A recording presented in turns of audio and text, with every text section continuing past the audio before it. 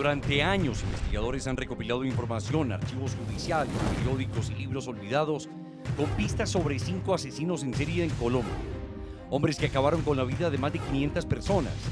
Entre ellos está Daniel Camargo Barbosa, el sádico del Charquito, quien mató a más de 150 mujeres y niñas en Guayaquil, Ecuador y otro tanto en Colombia. En las investigaciones se pretende entender las motivaciones de este tipo de personas y estudiar el origen del mal. En este listado de abusadores y asesinos está el caso de Rosa Elvira Celi, abusada y asesinada en el Parque Nacional de Bogotá. También se menciona a Luis Alfredo Garavito, la bestia, el monje o el loco, como era conocido, autor de más de 200 asesinatos y quien ayudó a capturar a Manuel Octavio Bermúdez, el monstruo de los Cañaduzales. Además, la historia da cuenta de que el peor asesino del mundo, Pedro Alonso López, el monstruo de los Andes, fue culpable de más de 300 muertes. ¿Cuál es el perfil de los grandes criminales, abusadores de niños, de mujeres indefensas? ¿Qué hay en la mente de estos sujetos? Esa pregunta surgió en los últimos días con la noticia que estremeció de nuevo a Colombia. El caso de Juliana Zamboní, una pequeña de tan solo 7 años, de una humilde familia proveniente de las montañas de Cauca. Indignación por asesinato de niña de 7 años en Bogotá. Fue robada por un hombre en una camioneta y apareció en lujoso apartamento en Chapinero.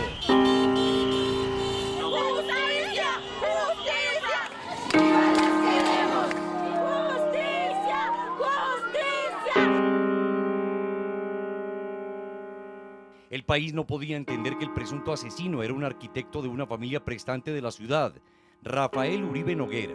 Ese perfil no encajaba en un criminal, abusador, violador, torturador de niños. Un sospechoso está hospitalizado por aparente sobredosis de droga. El crimen desató cadena de protestas ciudadanas.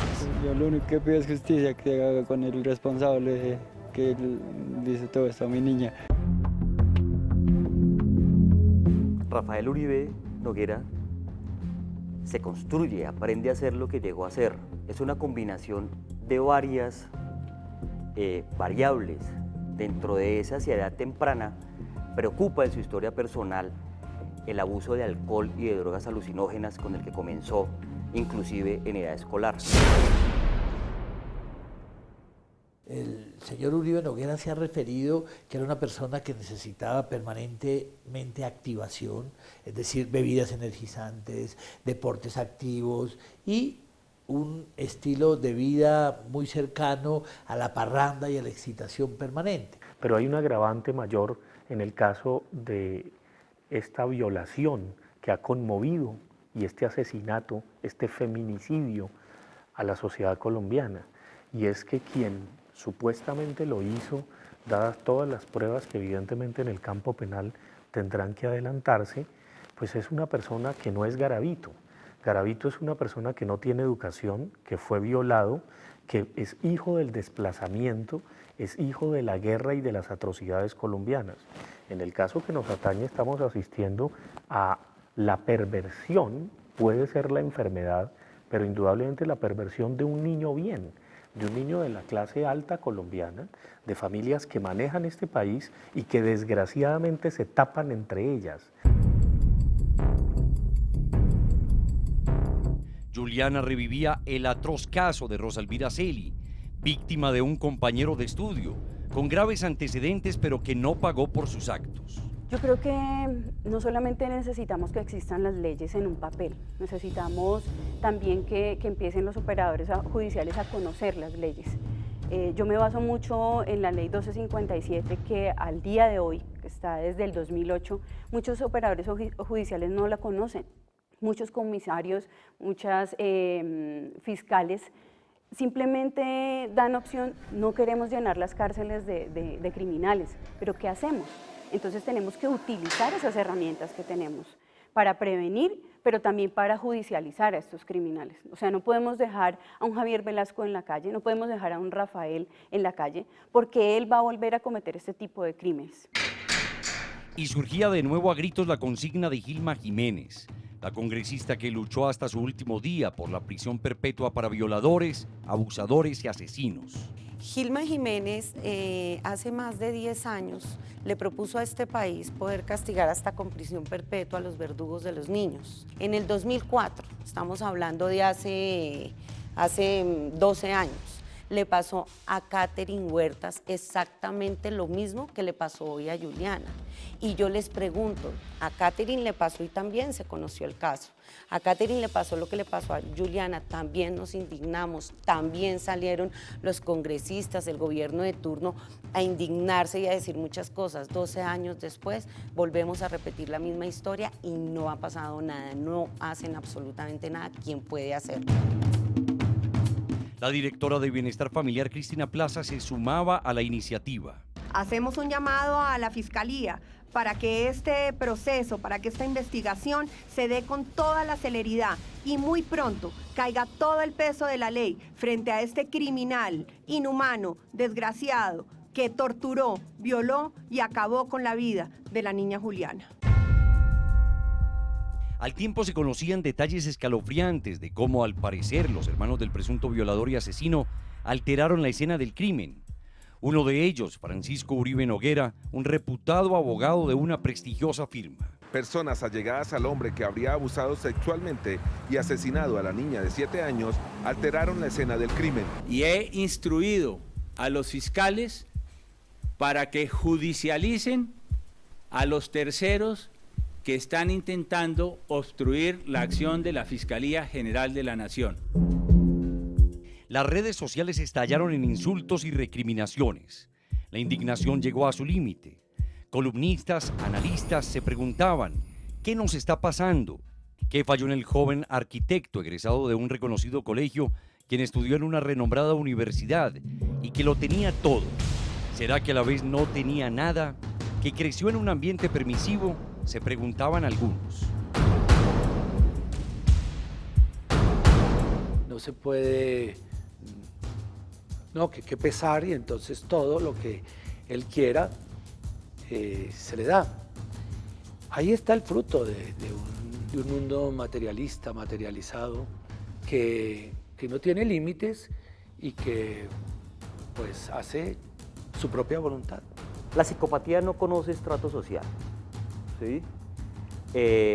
La psicopatía es algo que se empieza a aprender de temprana edad cuando hay ciertos modelos que precisamente le facilitan al niño que puede hacer lo que quiera sin asumir consecuencias.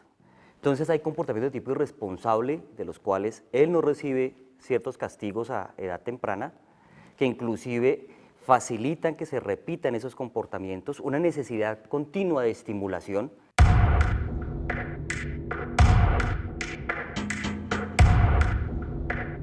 En ese momento se conocía que el portero de turno el día del asesinato, Fernando Merchán, aparecía muerto. Medicina legal determinaría después que sí se trató de un suicidio, mientras la fiscalía determinaba que el empleado conocía del ingreso de la menor al edificio. Las autoridades investigan las extrañas circunstancias de la muerte del vigilante Fernando Merchán, cuyo cuerpo apareció en su casa en el suroccidente de Bogotá. Merchán era el vigilante del edificio EQ66, donde hallaron asesinada a la niña Juliana el pasado domingo. Venía colaborando con la Fiscalía General y había rendido ya una entrevista orientada a conocer todas las circunstancias de tiempo, modo y lugar en que ocurrió el deceso de la niña indígena.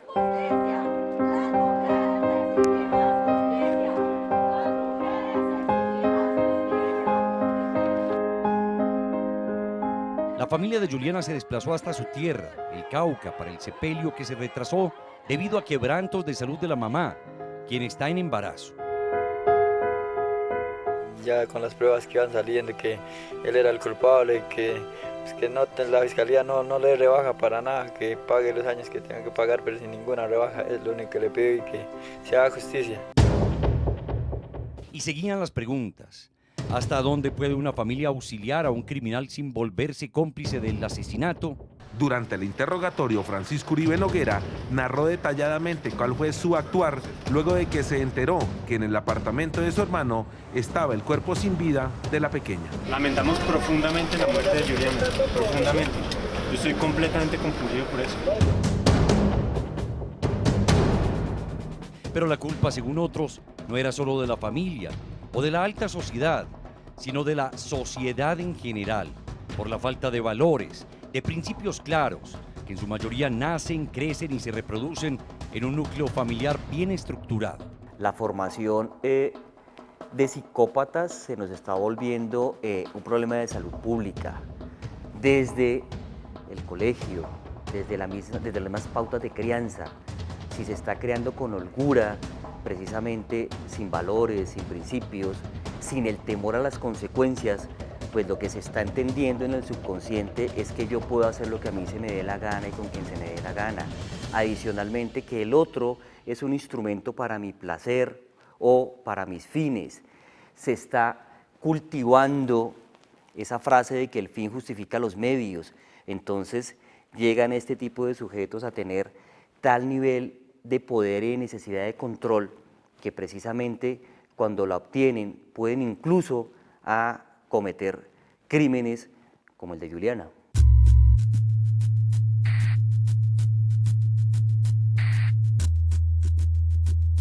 Está la humilde vivienda de la familia de Juliana Zamboní, un hogar que hoy permanece vacío, tan profundo como el vacío que según algunos existe en la sociedad.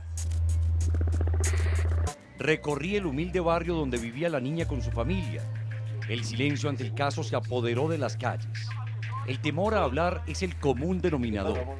Me encontré con una tía de la pequeña con quien pude dialogar cortamente. Algunas personas no entienden qué es paz y la verdad que pues nos duele mucho que hagan eso con los niños y las niñas. La verdad uno no entiende por qué maltratan tanto a los niños. Mientras avanzaban las investigaciones se conocían más detalles del presunto asesino de Juliana. Esta mujer de 23 años aseguró frente a las cámaras de noticias RCN que fue víctima de acoso sexual de Rafael Uribe Noguera. El domingo 13 de noviembre el bus que me lleva para el trabajo me dejó sobre la 17:45. Yo empecé a subir cuando apareció un tipo en una camioneta gris ofreciéndome llevarme. Yo le dije que no, que tenía que ir para el trabajo y seguí caminando. Elementos que son materia de investigación, como esta carta de una exnovia de Uribe Noguera y testimonios que hablan de que se vestía de mujer. Una persona encantadora, con un sentido del humor fantástico y una pasión por la vida que inspiraba a salir corriendo a vivirla al máximo. Sin embargo, había algo en él que no encajaba. Era como si una parte de su ser se desincronizara del resto. De las pocas palabras que se han oído salir de la boca de Uribe Noguera son la embarré. Su hermano abogado, Francisco, fue vinculado a la investigación. Al ingresar a la diligencia, pidió perdón por los actos de su hermano. Pedimos perdón por mi hermano. Rafael Uribe Noguera escribió una carta donde dice que no autoriza a medios para realizarle entrevista alguna. Pero lo más preocupante es saber que en una sociedad enferma hay muchos garabitos, monstruos de los Andes, de Monserrate, sueltos. Si somos 50 millones de habitantes, aproximadamente tenemos en el país 1 millón de psicópatas. Yo me preguntaría antes de que si hay pérdida, es si saben cuáles son los valores. Hay que enfrentar el toro por los cachos y hay que decir, si estamos enfermos, a tratarnos. Para la acusación contra Rafael Uribe Noguera, la Fiscalía tiene 30 videos en donde se observa el ingreso de esta camioneta con la niña Juliana Zamboní al edificio EQ64. El cuerpo de la menor habría sido encontrado horas después en otro edificio, EQ66. Además, se tienen 90 pruebas documentales, testimoniales y periciales con las cuales se adelanta el proceso por los delitos de feminicidio agravado, acceso carnal violento, tortura y secuestro agravado. Uribe Noguera confesó los delitos y dijo estar arrepentido.